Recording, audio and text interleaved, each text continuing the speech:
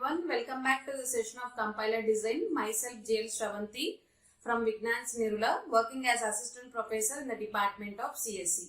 Today in this video I am going to explain about the topic lexical analysis, and the contents I am going to cover in this video are: I will begin the session with specifying what do you mean by lexical analysis and the basic terminologies in the lexical analysis, role of lexical analysis, architecture of the lexical analysis, and what do you mean by lexical errors, and finally I will end up the session by specifying the reasons behind the separation of lexical analysis from the syntax analysis. Before that, let us have a fast recap at what we have learned in the previous session. In the previous session, we have gone through a topic called phases of compiler, and we have learned that a compiler consists of 6 phases, right? Beginning with lexical analysis, syntax analysis, semantic analysis, intermediate code generator, code optimizer, and target code generator. Out of these 6 phases, today in this video, we are going to concentrate on the very first phase of the compiler, that is lexical analysis. Okay. So lexical analysis, as I have mentioned you, this is the first phase of the compiler, which is also called as scanner. The input to the lexical analysis is pure high-level language, which is given by the preprocessor, the cousin of the compiler. Okay, and the output of the lexical analysis is stream of tokens. So lexical analysis is the only phase which will read the entire source program character by character. So after the completion of lexical analysis phase, everything will be represented in the form of tokens. So that is why this is the only phase which will read the program character by character. There are some basic terminologies related to the lexical analysis which are very important, called as lexemes, patterns, and tokens. Let us see what do you mean by lexeme, what do you mean by pattern, and what do you mean by token. So lexemes are sequence of characters in your source program which are mapped with a pattern to form a token. I am repeating again. Lexemes are sequence of characters in your source program which are mapped with a pattern to form a token. There will be some predefined rules for every lexeme in order to form a valid token. So these rules are described by the pattern. So pattern will specify what can be a valid token and what is an invalid token. So token is a sequence of characters which forms a single logical unit. Coming to the role of lexical analysis, the main job of lexical analysis is to generate stream of tokens. Whenever an input is provided to the lexical analysis, this phase will read that input in a character by character fashion. Okay. So the input provided to the lexical analysis phase will be read in character by character fashion. So these sequence of characters are nothing but your lexemes. Okay. So these lexemes are mapped with a pattern to form a token. So the input of the lexical analysis will be your source program, pure high level language, and the output of the lexical analysis will be stream of tokens. Along with this job, the lexical analysis will do another 2 important tasks. So those are, it will remove the white spaces present in your program. It will also remove the comments present in your program. So the first one is, it will generate stream of tokens. It will remove white spaces. It will remove comments that are present in your program. And sometimes you might have observed that, so whenever you have an error in your program, that error will be displayed along with the line number, right? In so and so line, so and so error is present. So that is because of lexical analysis.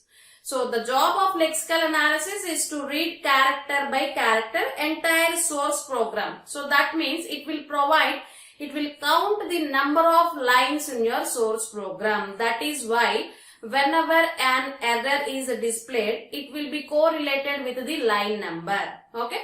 So these are all the important roles played by the lexical analysis. On screen, you can see the architecture of the lexical analysis. So on receiving the get next token command from the syntax analysis, that is your parser, lexical analysis will start reading the input in a character by character fashion. Okay.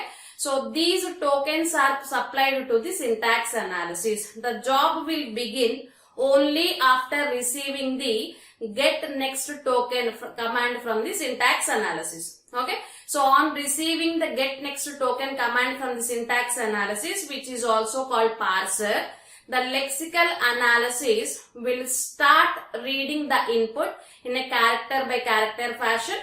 Tokens will be formed and that tokens will be provided to the syntax analysis phase. So in this process of generating tokens, it will eliminate the white spaces present in your program and it will eliminate the comments present in your program. And if it encounters any errors, any sort of errors, that will be correlated along with the line numbers and will be provided to the user by using error handling mechanisms.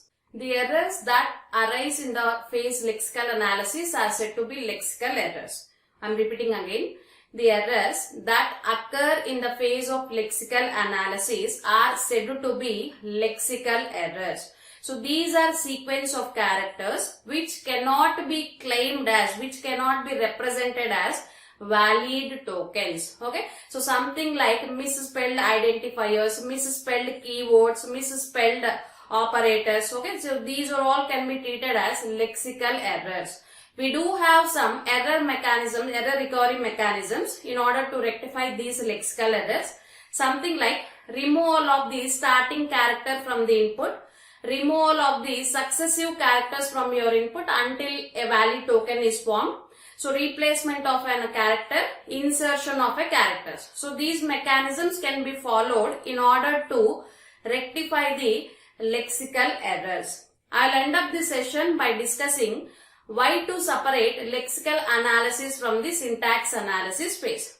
So we know that compiler do consist of 6 phases, beginning with lexical analysis, syntax analysis, semantic analysis, intermediate code generator, code optimizer and target code generator, right? So theoretically we may have 6 phases, but when it comes to practical situation, the most important role will be played by the syntax analysis. So that is why syntax analysis is said to be the heart of the compiler. So it makes some sense that whenever we provide some input to the syntax analysis, that should be in a reasonable way. Okay.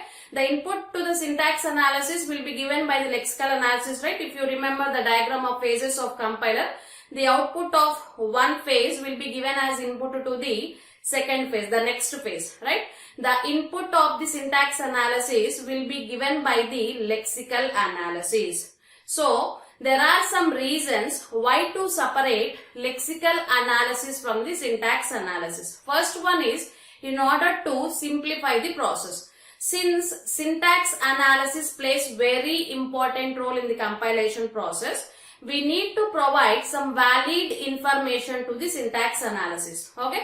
So here lexical analysis will play an important role by eliminating the invalid tokens. It will provide information or data with only valid tokens to the syntax analysis, by which the task of the syntax analysis will be in a simplified manner. Okay.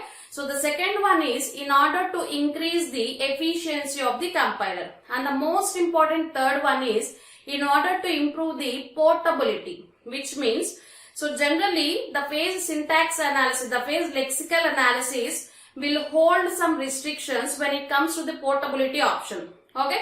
So only the scanner will communicate with the outside world. So that is why we need to separate lexical analysis from the syntax analysis. So these are the 3 reasons why to separate a lexical analysis from the syntax analysis.